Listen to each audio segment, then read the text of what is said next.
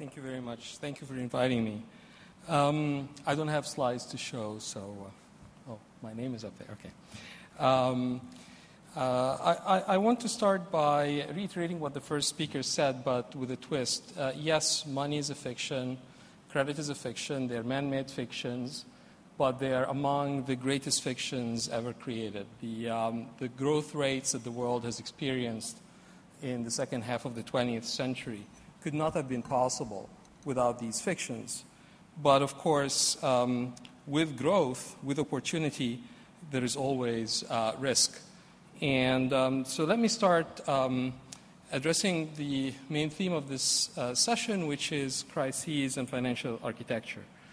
One thing we have to accept is that crises are a fact of life. Financial crises have occurred as early as the first few decades of Islamic history. They have occurred under commodity monies just as easily as fiat money. All we can do is to try to limit the probability of a crisis occurring and the severity of a crisis occurring.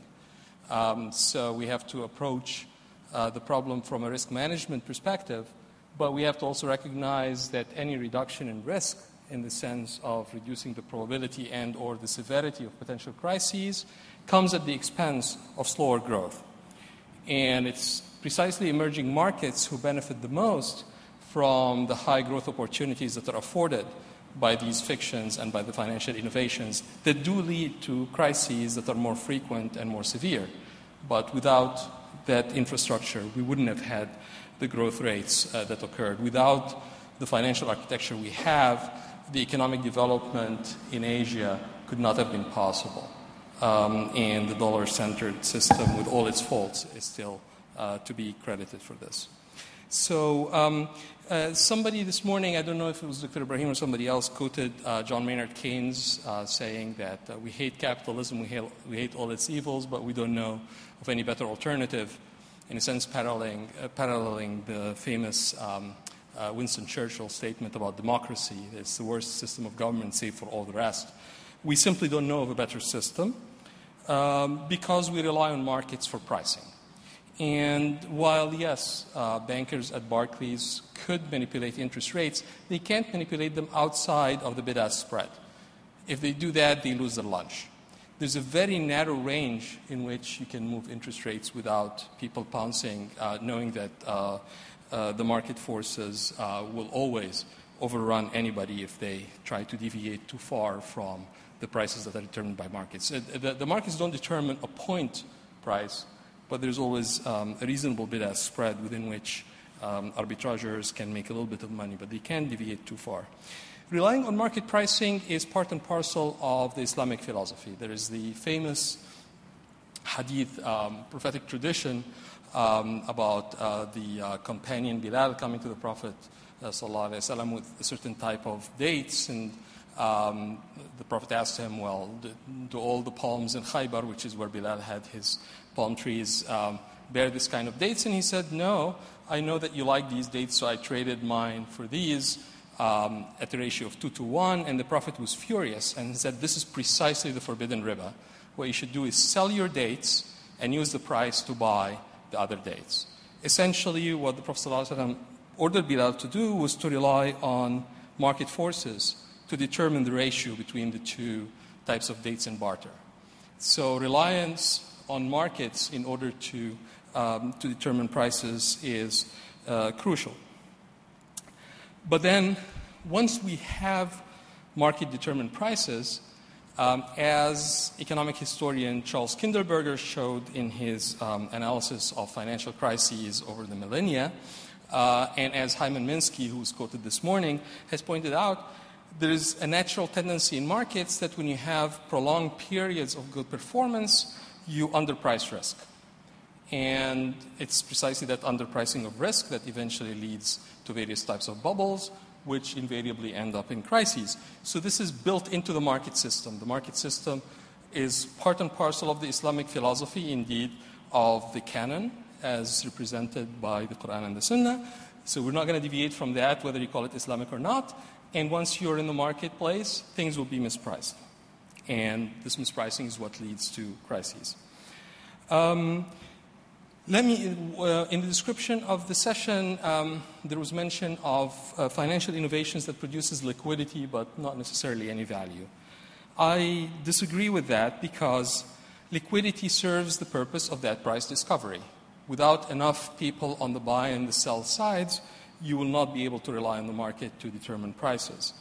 So anything that enhances liquidity in markets for particular tranches of credit and or risk, by necessity are providing value because they allow people to figure out the price of any part of their financial exposure and therefore allows them, if they want to undertake a certain business plan but don't like part of their risk, to rely on the market for pricing that part of the risk, taking it off their balance sheet by selling it to somebody else at a price that they trust to be fair because it was determined in the market. So that allows those investors to then invest in whatever enterprise they're going to get into, and that produces value. The ability to isolate the different parts of risks is perhaps the greatest innovation in finance since the 1970s. And as proof of the falsehood of the claim that these derivatives don't need to exist, they're just producing massive trades and massive balances without serving any economic value.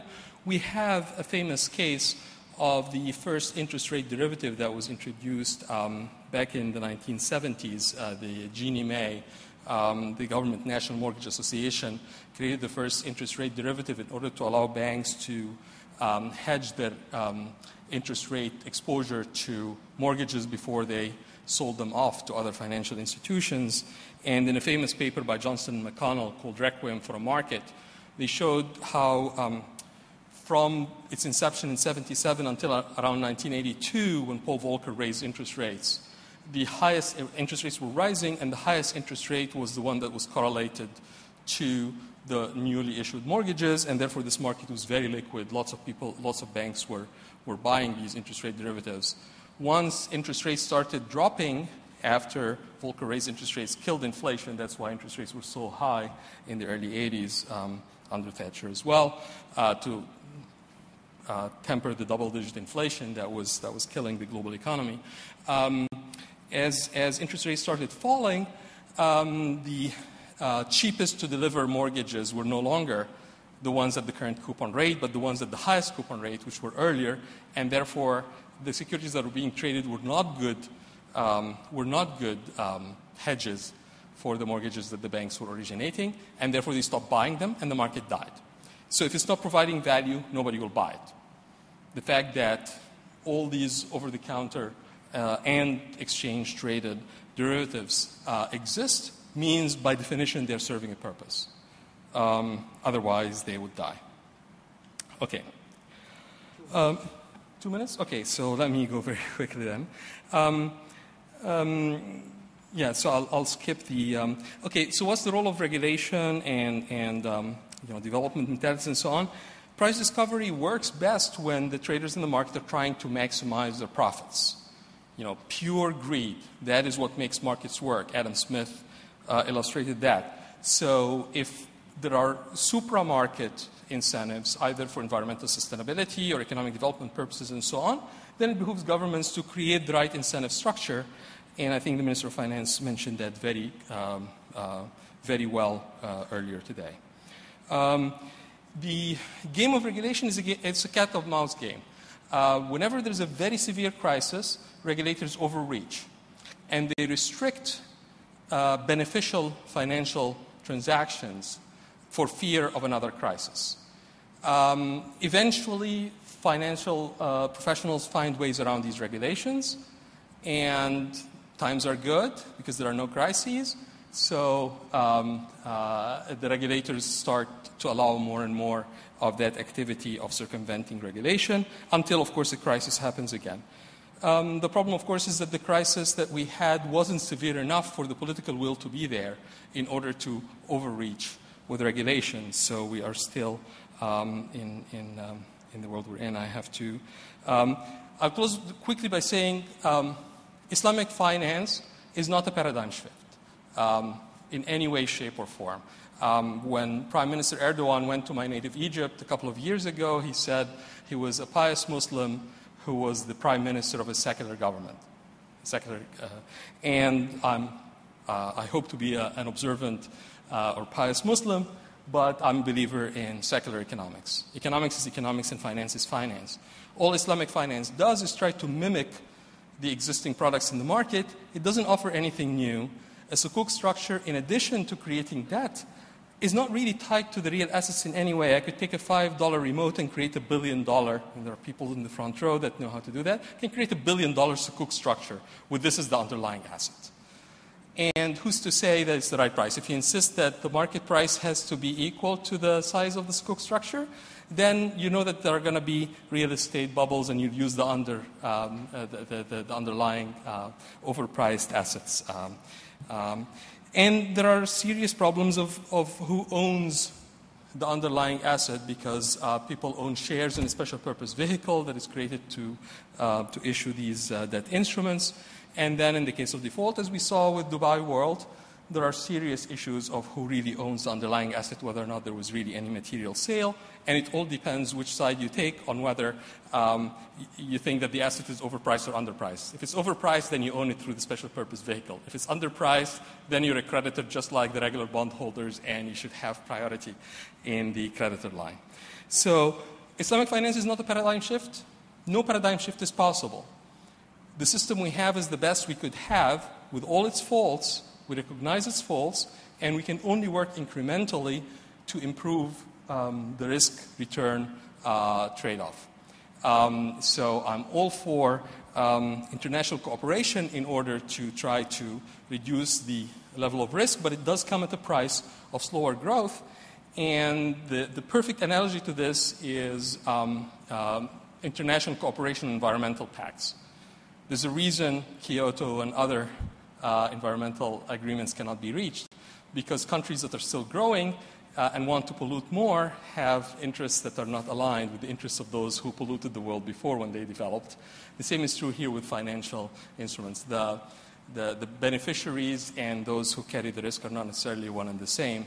So regulators should work on aligning the interests of all the stakeholders, but that is a very, very difficult problem, and there are no paradigm shifts. And I can tell you with great confidence, Islamic finance is nowhere near a paradigm shift. I'm not sure it offers any value. Thank you.